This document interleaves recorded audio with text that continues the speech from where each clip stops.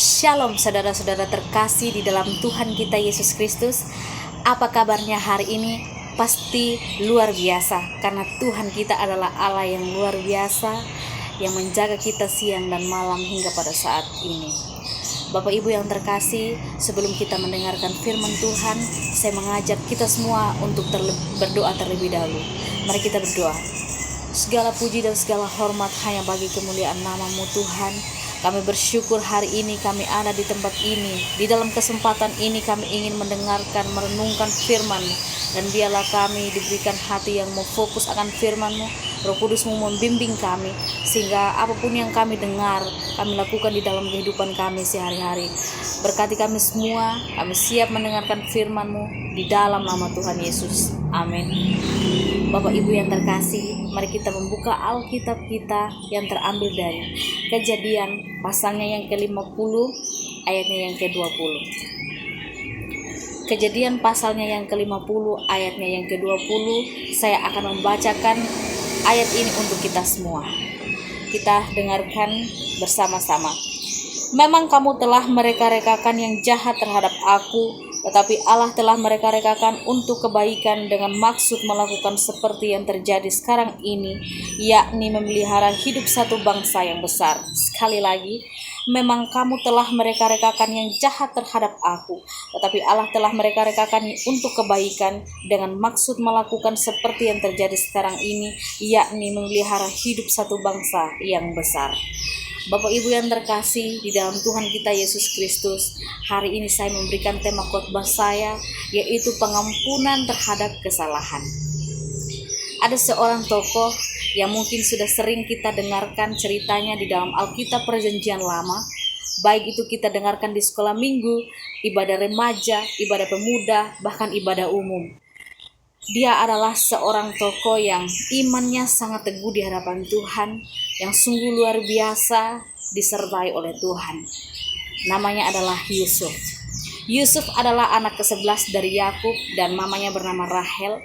Dia memiliki seorang anak dan memiliki dua orang anak yang bernama Efraim dan Manasye. Dan dia juga memiliki saudara kandung bernama Benyamin dan ke-12 saudara tirinya termasuk Dina. Dan Yusuf ini adalah orang yang ditinggal oleh ibunya saat masih muda. Ibunya meninggal dan dia hidup bersama dengan saudara-saudaranya dan ayahnya. Bapak Ibu yang saya kasihi di dalam Tuhan, mengapa saya mengambil tokoh Yusuf di dalam khotbah saya? Karena ini adalah sesuatu yang penting untuk kita semua dengarkan dan kita mengambil contoh dari keteladanan Yusuf. Yusuf adalah anak dari Yakub, anak kesayangan Yakub.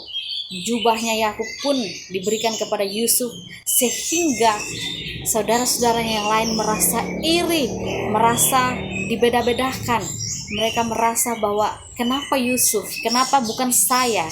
Kenapa harus Yusuf? Seperti itu, sehingga mereka menyimpan satu kedengkian, kebencian yang besar, bahkan iri hati, rasa tidak suka, bahkan merancangkan kejahatan yang jahat terhadap saudaranya Yusuf itu. Pertama, apa yang mereka lakukan? Mereka berencana, mereka sudah menyusun rencana yang panjang. Mereka membawa Yusuf dan membuangnya ke sumur.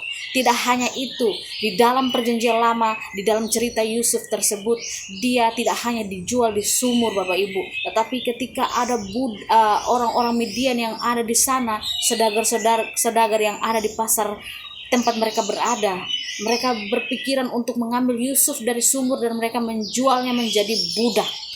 Akhirnya apa yang terjadi? Yusuf pun berpisah dengan saudara-saudaranya karena Yusuf telah menjadi budak. Dia dijual ke Mesir dan dia bertemu dengan Firaun. Bapak Ibu yang saya kasihi di dalam Tuhan, ini adalah proses awal Yusuf ketika dia diperlakukan oleh saudara-saudaranya itu. Tidak hanya dibuang di sumur, dia juga dijual di Mesir dan di sana dia menjadi seorang budak. Tantangan yang pertama yang dialami Yusuf. Tantangan yang kedua adalah ketika dia sudah menjadi budak, seorang bernama Potifar melihat Yusuf itu adalah seorang yang ganteng, yang tampan, yang berkarisma. Wah, Yusuf ini beda dari yang lain. Akhirnya apa? Dia menyukai Yusuf. Dia jatuh cinta kepada Yusuf dengan penuh kenafsuan, dan itu adalah dosa. Tapi kita melihat apa yang dilakukan Yusuf terhadap nyonya Potifar ini. Dia menolak atas godaan yang dilakukan oleh nyonya Potifar tersebut. Dia lebih memilih untuk taat kepada Tuhan.